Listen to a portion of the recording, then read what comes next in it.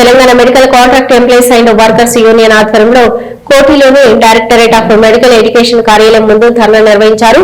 Teams ఆసుపత్రి ద్వారా నియమితులై వివిధ ఆసుపత్రుల్లో పనిచేస్తున్న కాంట్రాక్టు నర్సింగ్ సిబ్బందికి గత 7 నెలలుగా ప్రభుత్వం జీతాలు ఇవ్వడం లేదని ఆవేదన వ్యక్తం చేశారు. ఇక డిఎంఈ అధికారులకు ఆసుపత్రి సూపరింటెండెంట్లకు ఎన్ని వినతి పత్రాలు ఇచ్చినా పట్టించుకోవడం లేదని వాపోయారు. దసరా దీపావళి పండుగల నేపథ్యంలో జీతాలు రాక పండుగలు కూడా చేసుకోవడం లేదన్నారు. వారం రోజుల్లో జీతాలు రాకుంటే విధులు బహిష్కరించి పెద్ద ఎత్తున ఆందోళన చేస్తామని హెచ్చరించారు.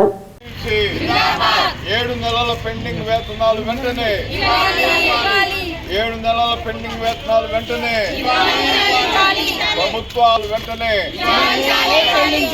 నర్సింగ్ ఆఫీసర్లకు చెల్లించాల్సిన 7 నెలల వేతనాలు వెంటనే 7 నెలల వేతనాలు వెంటనే ప్రభుత్వం మొండి వైఖరి ప్రభుత్వం మొండి వైఖరి ప్రభుత్వం మొండి వైఖరి ప్రభుత్వం మొండి వైఖరి 7 నెలల పెండింగ్ వేతనాలు వెంటనే నర్సింగ్ ఆఫీసర్లకు 7 నెలల పెండింగ్ వేతనాలు వెంటనే నర్సింగ్ పెండింగ్ వేతనాలు వెంటనే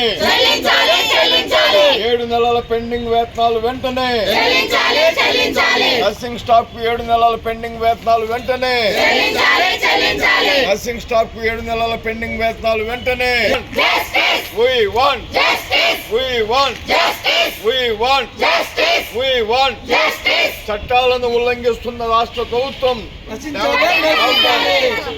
డౌన్ డౌన్ చట్టాలు ఉల్లంఘిస్తున్న రాష్ట్ర ప్రభుత్వం డౌన్ చట్ట ప్రకారం వేతనాలు వెంటనే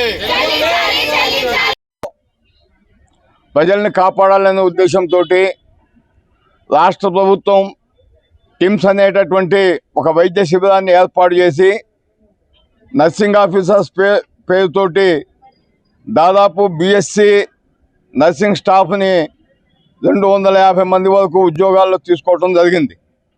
మరి కరోనా పూర్తిగా మాయమైన తర్వాత వీళ్ళందరినీ అనేక ఆసుపత్రుల్లో డెప్యుటేషన్ పద్ధతుల్లో అక్కడ ఉద్యోగాలు చేసుకోండి అని చెప్పి పంపించడం జరిగింది. ఆ తర్వాత టిమ్స్ సంస్థ వీరికి జీతాలు చెల్లిస్తూ వచ్చింది. టిమ్స్ని మూసేసామనే పేరుతోటి గత 7 నెలల నుంచి కూడా జీతాలు చెల్లించట్లా. మరి కరోనాలో వాళ్ళ ప్రాణాలను పణంగా పెట్టి అనేక మందిని కాపాడినటువంటి ఈ ఉద్యోగస్తులకు జరుగుతున్నటువంటి అన్యాయాన్ని పూర్తిగా మేము ఖండిస్తూ ఉన్నాం. చట్ట ప్రకారం ప్రతి నెల 10వ తేదీన వేతనాలు చెల్లించాల్సి ఉండగా మరి 10వ తేదీన వేతనాలు చెల్లించకుండా దాదాపు 7 నెలల కాలం పూర్తయినా కానీ 7 నెలల నుంచి జీతాలు ఇవ్వకపోతే కనీసం డ్యూటీకి రావడానికి డబ్బులు కూడా లేకుండా ఇబ్బంది పడుతున్నటువంటి పరిస్థితులు నెలకొన్నాయి. ఇంట్లో పిల్లలకు కూడా భోజనం పెట్టలేనటువంటి పరిస్థితి ఉన్నది. అద్దెలకు ఉండే వాళ్ళ సామాన్లు తీసి ఇంటి యజమానులు బయటపడేస్తూ ఉన్నారు.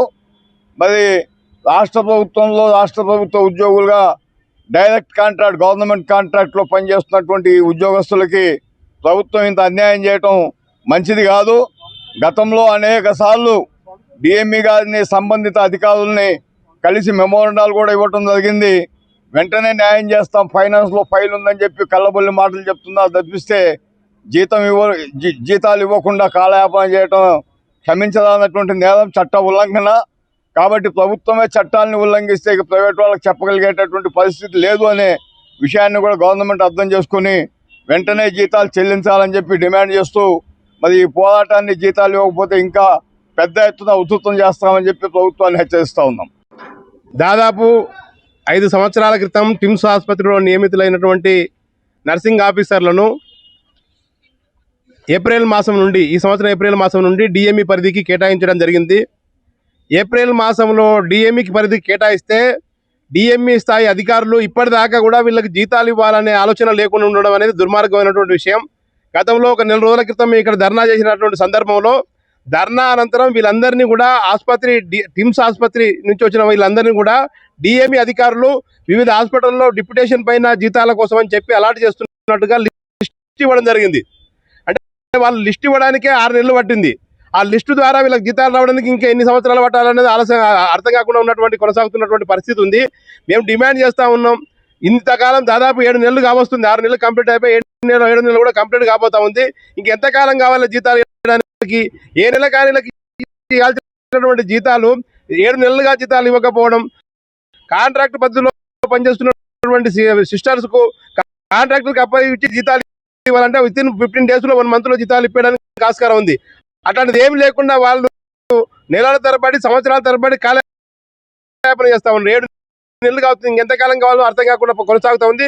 కాబట్టి మేము డిమాండ్ చేస్తా ఉన్నాం, తక్షణం వీళ్ళ జీతాలు ఇవ్వకపోతే మాత్రం తప్పకుండా కంటిన్యూగా సమ్మె చేసి మొత్తం అందరం కూడా వచ్చి ఇక్కడే కూర్చునే పరిస్థితి కొనసాగుతుంది. ఎందుకంటే వాళ్ళు ఎవరు కూడా పోలేనటువంటి పరిస్థితి వస్తుంది.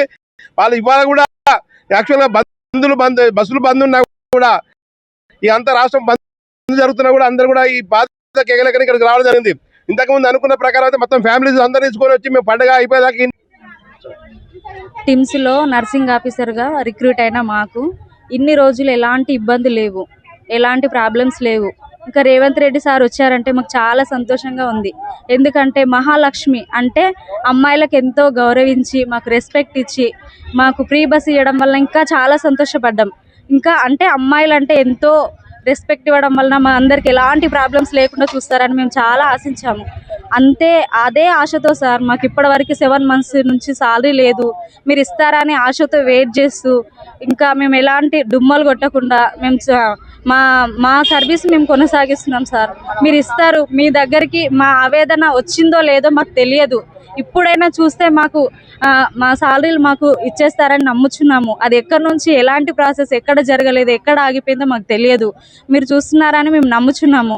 మాకు ఇప్పటికైనా మా సాలరీలు మాకు ఇస్తే మా ఫ్యామిలీలో మేము మంచిగా ఉంటామని నమ్ముచున్నాను. మా ఫ్యామిలీలో ఎన్ని ప్రాబ్లమ్స్ ఉన్నాయో, మాకు ఎంత బాధలున్నా ఏమున్నా మీరు ఆ ఒక ఫ్రీ బస్ వేయడం వలన మేము సర్వీస్ ఆపకుండా చేస్తున్నాం సార్. మేము ఎన్నిసార్లు ఇప్పటికి చాలా సార్లు వచ్చాము. మాకు సాలరీ రావట్లేదని ఎక్కడ అడిగినా కానీ మాకు వేస్తారని అంటున్నారు. మేము దానివలన మేము అదే నమ్మకంతో వెళ్ళి డ్యూటీ చేస్తున్నాము. లాస్ట్ మంత్ కూడా వచ్చినాము. ఇంకా దసరాకి ఇస్తామన్నారు, అప్పటికి రాలేదు. ఇప్పుడు దీపావళి, ఇప్పటికి కూడా రాలేదు సార్. మేము ఏం చెప్పాలి సార్ మా ఫ్యామిలీలో? ఇప్పుడు అడిగితే ఇంకా 3 months అంటున్నారు సార్. ఇది ఒక్కసారి గుర్తించండి సార్. మరి 3 months అంటే ఇంకా 9 months. ఒక్క మంత్ సాలరీ రాకపోతే ఒక ఆడపిల్ల ఎంత బాధ ఉంటుంది. ఆ ఫ్యామిలీలో ఏం చెప్పుకోవాలి, భర్తకి ఏం చెప్పుకోవాలి, అత్తమామకి ఏం చెప్పుకోవాలి, పిల్లల్ని ఎలా పోషించుకోవాలి సార్? ఒక్కసారి మా బాధ ఎలా ఉంటుందో మీరు చూడండి. మహాలక్ష్మిని ఎలా మీరు మహాలక్ష్మి అని చెప్పి ఫ్రీ బస్ వేశారో ఆ విధంగా మహాలక్ష్మికి ఉన్న బాధలు ఏంటో ఒక నర్సింగ్ ఆఫీసర్ కూడా ఒక మహాలక్ష్మి లాగా మీరు అనుకుంటారని, మా సాలరీలు మాకు ఇప్పిస్తారని మేము అనుకుంటున్నాం సార్. ఇంకా ఇప్పటివరకు గుర్తుంది, ఈ టిమ్స్ హాస్పిటల్ ఇప్పటివరకు స్టార్ట్ కాలేదు, ఒక కుక్క సెక్యూరిటీ తప్ప ఏం లేదు అని అన్నారు. అనడంతో మేము నెక్స్ట్ డేనే రిక్రూట్ అయినాం. ఎంతో సంతోషంగా ఫీల్ అయినాం. మళ్ళీ మీ ప్రభుత్వం వచ్చిందంటే కూడా మేము చాలా హ్యాపీగా ఫీల్ అయినాము సార్. మీరు మాకు ఎలాంటి బాధ పెట్టట్లేదు, ఏం అనట్లేదు. మహాలక్ష్మి అన్న మీరు మాకు ఎప్పుడైనా అండగా ఉంటారని మేము ధైర్యంగా ఉన్నాము. మా సాలరీలు మాకు ఇప్పిస్తారని ధైర్యంతోనే మేము రిక్వెస్ట్ చేస్తున్నాం సార్. మీకు చాలా కృతజ్ఞతలు. నేను రిక్రూట్ అయ్యాను, డైరెక్ట్ కాంట్రాక్ట్ నుండి డిఎంఈ నుండి రిక్రూట్ అయ్యాను. తర్వాత ఒక 2 years తర్వాత మమ్మల్ని టిమ్స్ నుండి కరోనా కొంచెం బెటర్ అయిందని చెప్పి ఇతర హాస్పిటల్కి పంపించారు. నేను ఉస్మానియాకి డిప్యుటేషన్కి వెళ్ళాను. అక్కడి నుండి వెళ్ళిన తర్వాత మా కష్టం అంటే కుక్కలకు కూడా రాదు సార్, అట్లాంటి కష్టం చేపిస్తున్నారు. సీనియర్లు డిప్యుటేషన్ అని 50-60 మంది వెళ్ళిపోయారు. ఒక్కొక్క వార్డులో 70-80 పేషెంట్లకి సింగిల్ డ్యూటీ, 6 hours డ్యూటీ, పేరుకే 6 hours బయోమెట్రిక్, కానీ ఇంకా 2 గంటలు ఎక్కువే. 2 గంటలకి మేము వెళ్ళిపోయేది 4 కూడా అవుతుంది. ఎవరు పట్టించుకోవట్లేదు. లీవులు అడిగితే ఇవ్వట్లేదు. ఏమన్నా మాట్లాడితే ఇది అది అని చెప్తున్నారు తప్ప ఏం ఉపయోగం. రెగ్యులర్ వాళ్ళకి 1st తారీఖు కాగానే లగ్జరీగా బతికేటట్టు శాలరీలు వేసేస్తారు. మళ్ళీ వాళ్ళకి ఈఎల్స్, పిఎల్స్, సిఎల్స్ దాని అమ్మ ఏమున్నాయి అన్ని చేస్తారు. మేమేం తప్పు చేసినాం సార్? మేము దేనికి అర్హులం కాదా? మేము పని చేయట్లేదా? మేము అసలు అందరితో సమానంగా వాళ్ళు డ్యూటీలు తీసుకుంటే, వాళ్ళు లీవులు తీసుకుంటే మేము ఒక్కొక్కరం డ్యూటీ. ఏమిరా అంటే కాంట్రాక్టు వాళ్ళ దగ్గర చీపు. ఏమన్నా సీనియర్లు ఏమన్నా అన్నా కానీ మేము రెస్పెక్ట్ ఇస్తున్నాము, పడుంటున్నాము, చేస్తున్నాం.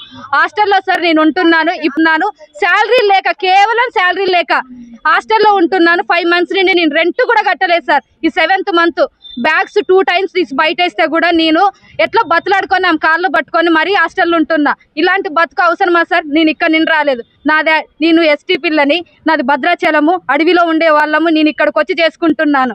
కేవలం నాకు ఈ ఉపాధి కూడా నాకు చాలా ఇంపార్టెంట్ నా జీవితంలో. నేను ఒక్కదాన్ని, నాకు ఫాదర్ లేరు, నేనే నడిపించుకోవాలి. అక్క పెండి, తమ్ముల చదువులు, అమ్మ, ఇల్లు. డేట్ రోజు ధర్నా చేస్తే మిమ్మల్ని అన్నిటికి పంపిస్తామమ్మా, మీకు మేము గ్యారంటీ ఉన్నామని గ్యారంటీ నిలబడి అక్కడి నుండి పంపించేశారు. అన్ని హాస్పిటల్కి పంపించేశారు, పేర్లు ఇచ్చారు, అకౌంట్ నెంబర్ తీసుకున్నారు. ఇది హ్యాపీ. ఇది చూసి మేము ఇంకో నెల గడిపేసినాం. జీవో లెటర్ తీసుకురండి. సెక్యూరిటీకి పోతేనేమో మాకు ఫైనాన్స్ క్లియరెన్స్ లేదమ్మా, ఫైనాన్స్ లెటర్ తీసుకురండి. ఎవరు తీసుకురావాలి సార్? గవర్నమెంట్ ఏం చేస్తుంది? రిక్రూట్మెంట్ ఇవ్వడానికి ముందు తీసుకున్న ఆలోచన 5 హాస్పిటల్కి ఇచ్చినప్పుడు, పేర్లు తీసుకున్నప్పుడు, అన్ని తీసుకున్నప్పుడు ఏం చేస్తున్నారు? గవర్నమెంట్ కళ్ళు మూసుకుంటుందా? తెలవదా? బాధ్యత లేదా వాళ్ళకి? మరి ఇంత గవర్నమెంట్ ఆఫ్టర్ ఆల్ కాంట్రాక్టే సార్ మా సర్వీస్ మేము ఇస్తున్నది.